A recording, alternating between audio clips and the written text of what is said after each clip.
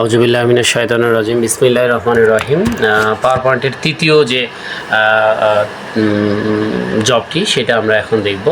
তো এখানে দেখেন ওই সেম আগের মতোই একটা ফোল্ডার তৈরি করতে বলেছে নাম দিয়ে মাই প্রেজেন্টেশন, তার সঙ্গে ফার্স্ট স্লাইডে একই কথা বলেছে আপনার ফুল নেম রেজিস্ট্রেশন, এবং এটা এরিয়াল ফন্ট 26, হেডিং হবে আর অন্যান্য 21, bold, all text is bold. তাহলে প্রথম টপিকসটা কিন্তু সবগুলোরই একই।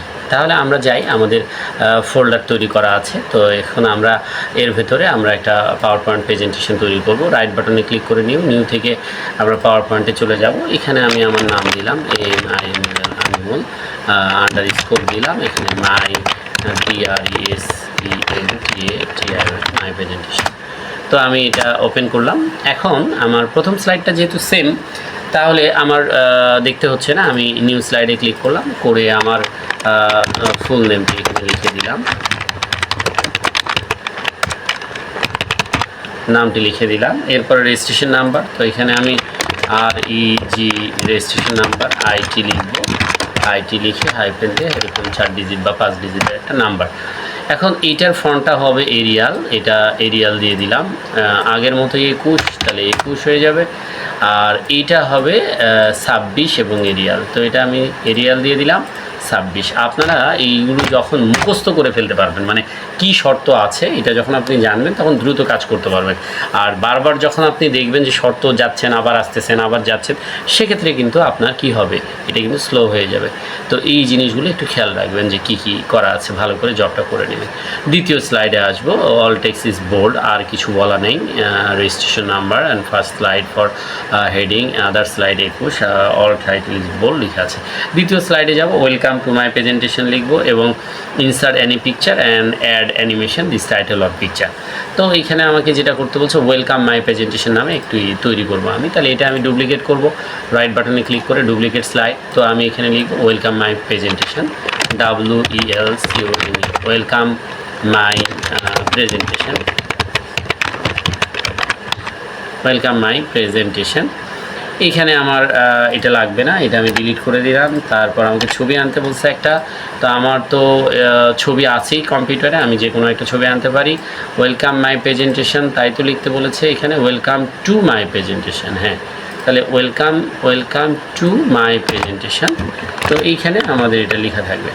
এখন আমি একটা ছবি আনবো, তো ছবি আনতে হলে আমি ইনসার্টে যাব, ইনসার্ট থেকে পিকচারে যাব, দিস ডিভাইসে যাব, আমার কম্পিউটারের ডেস্কটপে ছবি আছে, আমরা ছবিটা নিব, নেওয়ার পর আমি ইনসার্ট করব, করলে আমার ছবিটা চলে আসবে এবং এখানে আমি ছবিটাতে কিন্তু সুন্দর একটা, এখান থেকে একটু সুন্দর করে রাখতে পারি।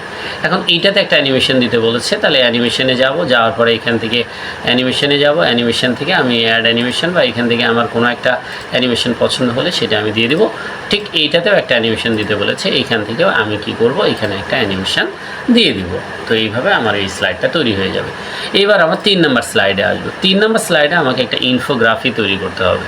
তো 3 নম্বর স্লাইডে যদি ইনফোগ্রাফিকটা তৈরি করতে হয়, তাহলে আমি এই স্লাইডটাই আবার ডুপ্লিকেট করে নিব। নেওয়ার পরে এখন আমি মাই প্রেজেন্টেশনের জায়গায় আমি লিখব ইনফোগ্রাফি,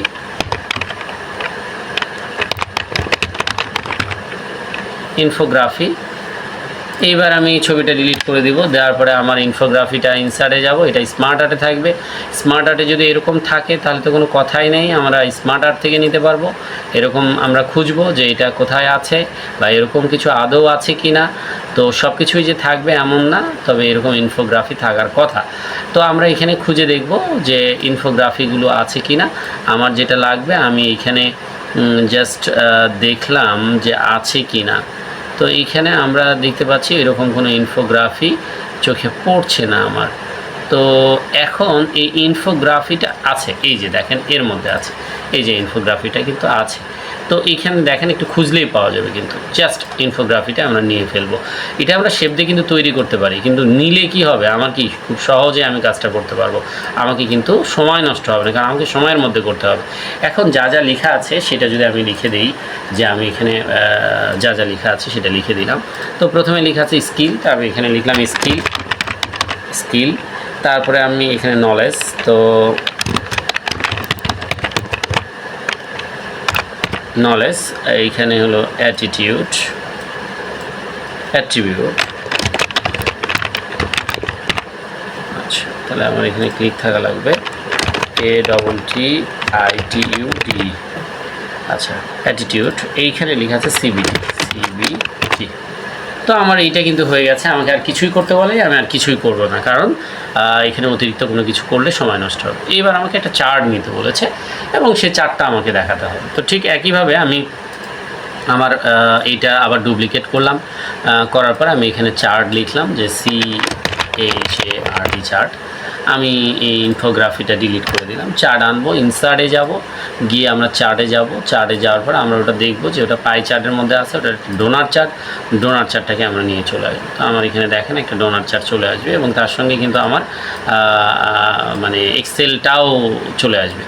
এখন আমি এখানে ওই টপিক্সের যে পার্সেন্টেজ সেটা কিন্তু বসাই দিব, কারণ আমাদের সেম টু সেম তৈরি করতে হবে। তাহলে আমি দেখতে পাচ্ছি এখানে হয়তো লেখা থাকবে হচ্ছে KARIM করিম, তারপরে হয়তো লেখা থাকবে হচ্ছে এইখানে লেখা থাকবে হচ্ছে RAHIM রহিম। তো এইখানে যদি আমি করিমের এইখানে যদি আমি দিই যে 25%, আর রহিমের এখানে 75%, তো এটা হলো 75%। তো পার্সেন্টেজটা দিয়ে দেবেন। নিচের দুইটা আমাদের লাগছে না, তাহলে দুইটা রো সিলেক্ট করে আমরা রাইট বাটনে ক্লিক করে আমরা ডিলিট করে দেবো, তাহলে ডিলিট হয়ে যাবে। দেখেন সেম টু সেম চার্ট কিন্তু আমার এখানে তৈরি হয়েছে। কিন্তু একটা জিনিস খেয়াল করেন, দেখেন করিমের পাশে কিন্তু স্লাইডারটা ছোট আর রহিমের পাশে স্লাইডারটা বড়, আমার কিন্তু উল্টা হয়েছে। তাহলে আমাকে কি করতে হবে? তাহলে আমাকে যেটা করতে হবে সেটা এইখানে লিখে দিতে হবে RAHIM রহিম, আর এইখানে লিখে দিতে হবে করিম, এইখানে লিখে দিতে হবে KARIM করিম, এবং এইখানে কিন্তু আমার 75% হবে আর এইখানে আমার হবে হচ্ছে 25%। তো এই জিনিসটা একটু খেয়াল করে দিলে এখানে হয়ে যাবে। এখন আমাকে যেটা করতে হবে, রেজাল্ট নাম দিতে হবে। তাহলে আমি এর টাইটেলটাতে ডবল ক্লিক করতে পারি, টাইটেলটাতে ডবল ক্লিক করে আমি এটা নাম দিলাম হচ্ছে রেজাল্ট। একটু বড় করে দেখায় আপনাদেরকে। তো সেলসের জায়গায় আমি এখানে রেজাল্ট দিলাম, RESULT রেজাল্ট। এরপরে আমাকে এইখানে ক্লিক করে এই যে এলিমেন্টে আসতে হবে, এলিমেন্ট থেকে ডাটা লেভেল দিতে হবে, ডাটা লেভেলটা আমি দিয়ে দিলাম। এবার এই ডাটা লেভেলের এই বক্সটাতে ক্লিক করে বাউন্ডারিটা ধরে একটু টেনে উপরে তুলতে হবে। এই ডাটা লেভেলটাতে ক্লিক করে এই বাউন্ডারিটা ধরে একটু উপরে তুলতে হবে, দিলেই আমার সেম টু সেম কিন্তু এটা তৈরি হয়ে যাবে। আর আমার এখানে আর কিছুই বলেনি, শুধু তৈরি করতে বলেছে, করলাম। এবার আসেন ইনসার্টে ভিডিও ক্যাপশন ইন 6 স্লাইড, একটা ভিডিও করতে বলছে 6 নম্বর মানে আরেকটা স্লাইডে। তো আমরা এইটা স্লাইডটাকে যদি আমরা ডুপ্লিকেট করি, তো ডুপ্লিকেট করে নিলাম। এইখানে আমি চার্টের জায়গায় এখানে আমি এখন লিখে দেবো হচ্ছে ভিডিও। তো এইখানে আমি যদি লিখি একটু ভিডিও, এখানে কিন্তু একটা ভিডিও অ্যাড করতে হবে। এটা কিন্তু আপনারা ভালো করে একটু দেখবেন যে VIDEO ভিডিও। তো ভিডিও আনতে গেলে আমাদের আসলে কম্পিউটার ভিডিও থাকতে হবে। তো সাধারণত অ্যাসেসররা যেটা করে কম্পিউটার থেকে সব কিছু ডিলিট করে দেয়, তাহলে আমরা ইন্টারনেটও পাচ্ছি না। তাহলে আমার এই প্রেজেন্টেশনটাই আমি একটা ভিডিও আকারে নিব। কিভাবে ভিডিও বানাবো? যে ফাইলে যাব, যাওয়ার পরে যে এক্সপোর্টে যাব, এক্সপোর্টে যাওয়ার পর ফাইলে যাওয়ার পর আমরা সেভ অ্যাজে যাব, সেভ অ্যাজে যাওয়ার পর আমরা ডেস্কটপে যাব। ডেস্কটপে যখন আমরা যাব, আমরা যেহেতু ডেস্কটপে নিব, আমরা ডেস্কটপে চলে যাব। এই যে ব্রাউজে যেয়ে আপনারা যেতে পারবেন, ডেস্কটপে যাবেন। ডেস্কটপে গিয়ে নাম এটাই থাকুক, আমি এইখানে শুধু ফাইল ফরম্যাটটা, এই যে সেভ অ্যাজ টাইপটা, আমি এই ফাইল ফরম্যাটটা করে দিব হচ্ছে MPEG 4 ভিডিও। এটা যখন দিব, দিয়ে সেভ করব, এটা একটু সময় লাগবে, যে ক্রিয়েট হবে, নিচে রেন্ডারিং হচ্ছে।